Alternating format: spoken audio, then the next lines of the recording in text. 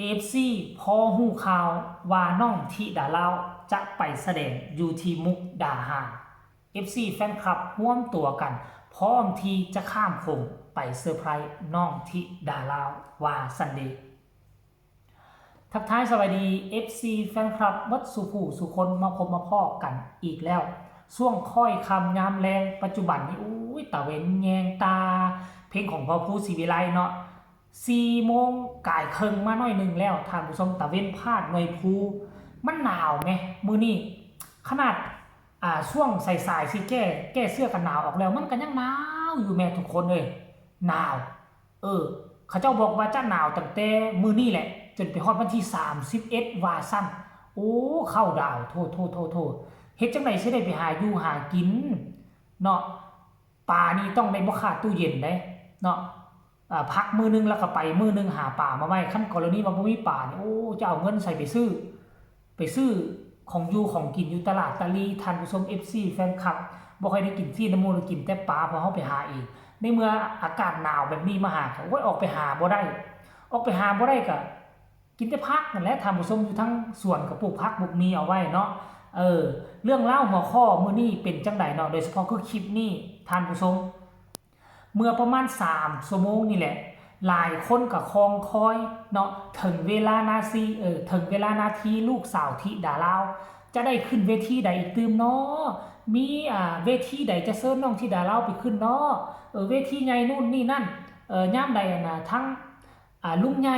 จะติดต่อมาให้ไปช่วยการช่วยงานเนาะว่าซันเดย์ทามผู้ชมหลายคนกับคองคอยเพราะว่าพี่น้องทั้งฝั่งลาวนี่ก็อยากให้น้องไปแสดงอยู่ฝั่งลาวอีกจักครั้งนึงเพราะอยากเห็นน้องธิดาลาวเนาะแต่ว่าช่วงนี้ก็คือช่วงต้องได้เก็บไล่เขาเอาโปรเจกต์ของพอเดียวหนังตะลุงเนาะที่เฮ็ดร่วมกับพอผู้ศรีวิไลเป็นมินิคอนเสิร์ตหนังตะลุงซึ่งเพิ่นก็ปล่อยวันที่เดือนปีปล่อยสถานที่ออกมาแล้วตั้งแต่วันที่12 13 14 15แล้วก็มาหยุดอยู่ที่15แล้วมามื้อนี้หากระปล่อยวันที่16มาได้เพิ่นก็บอกว่านี่วันที่16 มกราหรือว่าวันที่16 เดือน1เนาะ2569นี้ว่าซั่นเจอกันที่สนามโรงเรียนเมืองมุกวิทยาก็หมายความมุกดาหารนั่นตัวเนาะมุกวิทยาตำบลคำอาหวนอำเภอเมืองจังหวัดมุกดาหารครับว่าซั่นเด้พอเดียวได้ออกมาโพสต์เคลื่อนไหวว่าแบบนี้เนาะแล้วก็มี FC แฟนคลับทั้งภาคใต้ของพวกเฮานี่แหละหลายคนก็สงสัยโอ้ไปแสดงอยู่ทั้งภาคอีสานคนอีสานจะเข้าใจหรือเนาะพอภาคหนังตะลุงต้องภาคเป็นอันห่วยแต่ว่าพอเดียวนี่คือปรมาจารย์อันนี้สำหรับค่อยก็บ่เคยเห็นคนอื่นภาคหนังตะลุงก็เคยเห็นแต่พอเดียวนี่แหละก็ถือว่ายกให้เป็นหนึ่งในปรมาจารย์ของหนังตะลุงก็แล้วกันคือมีความสามารถเสียงนี่สามารถดัดเสียงเป็น4 หน้า 5 เสียงพุ่นแหละทำซก FC แฟนคลับแสดงว่านี่เป็นการมาแสดงใกล้บ้านที่สุดแล้วเนาะมุกดาหารนี่ก็ซื้อกับสวรรณเขตอยู่บ่ก็แม่นซื้อกับสวรรณเขตเลยทุกคนมุกดาหารน่ะซื้อกับสวรรณเขตเพราะฉะนั้นน่ะคนอยู่เรียบตามแคมป์ฟังของนี่น่ะอยู่ทางฝั่งลาวแต่ละมือเขาเจ้านั่งเรือข้ามไปข้ามมาทั้งนั่งเรือทั้งข้ามสะพานข้ามขวน่ะไปมาหาสู่กันมีตลาดตะลีตลาดพรผลพรปั่นก็ว่าเนี่ยกันเอาสินค้า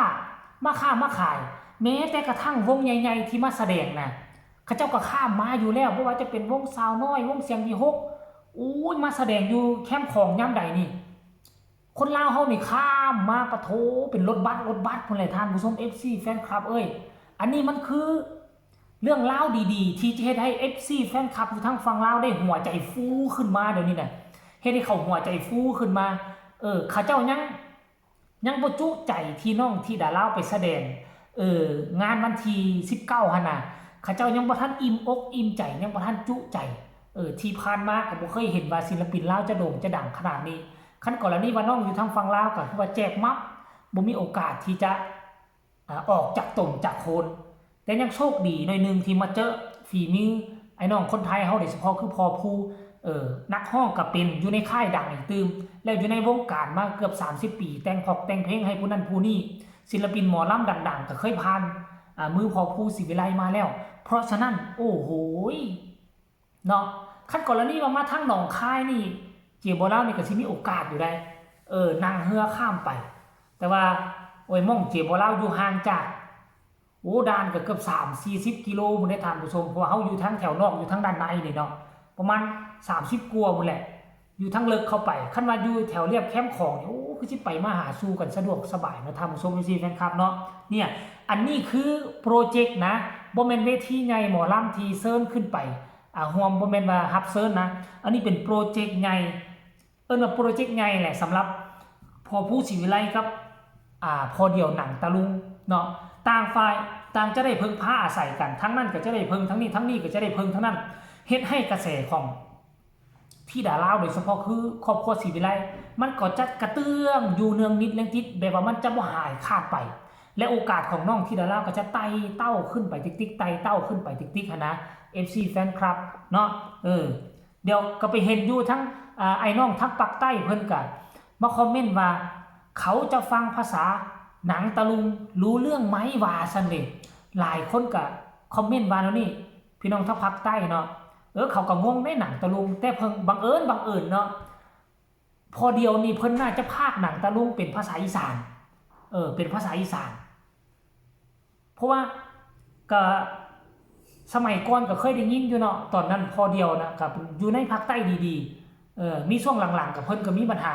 น้อยนึงเรื่องอย่างต่างๆนี่แหละแล้วเพิ่นก็มาเจอคนทางอีสานบ้านเฮาก็มาอยู่พี่เพิ่นมาอยู่พี่บ่แม่นว่าฮอด 3-4 ปีแล้วบ่ทุกคนถือว่าเก่ง 3-4 ปีเว้าภาษาอีสานจ้อยคำที่เฮาเว้าหยอกกันลิ้นคำอีหยังต่างๆเว้าเป็นเมิดนี่ความเก่งบ่ให้เว้าท่านผู้ชม FC แฟนคลับ16นี่เอาเจอกันแน่นอนคือเก็บทั้งหมดคือ10งานบ่จะเก็บแถวภาคอีสานเลยเก็บไปบางครั้งก็มาแสดงอยู่แคมป์ของแน่ FC แฟนคลับก็จะลั่งไหลกันข้ามมาโดยเฉพาะคือมุกดาหารนี่พี่น้องชาวสวรรณเขตของพวกเฮานี่บ่น้อยหน้าแน่นอนต้องได้ข้ามมาหาธิดาลาวแน่นอนงานนี้อาจจะมีมาลัยล้นมือทริปล้นมือคือกันกับวันที่19ที่ผ่านมานี่แน่นอนอดใจรอเอาไว้ก็แล้วกันพี่น้องชาวลาวของพวกเฮาวันที่16เดือน1เด้อกะก็เกือบ20มื้ออดส้มได้กินหวานท่านผู้ชม FC แฟนคลับเอาคลิปนี้ก็ขอฝากฝังไว้ในอ้อมอกอ้อมใจไว้ในอ้อมอกอ้อมกอดอีกคลิปนึงก็แล้วกันเนาะคันถ้ามักฮักน้องที่ได้รับก็ฝากกดไลค์กดแชร์คันผู้ใดบ่มักเจบ่ลาวแล้วก็คิดเห็นน้องที่ดาลาวก็ได้หรือว่าบ่อยากกดไลค์กดแชร์ก็บ่เป็นหยังเด้อท่านผู้ชมเนาะเฮาเอาใจแลกใจเนาะด้วยความบริสุทธิ์ด้วยความจริงใจนํกันไผมีคำตำหนิติชมก็ส่งข่าวมาได้ยอมรับหมดทุกอย่างเนาะท่านผู้ชมสำหรับคลิปนี้ลาท่านผู้ชมไปก่อนจะไปเกลือไก่เกลือกบแล้วก็ฮดพักคลิปนี้สบายดี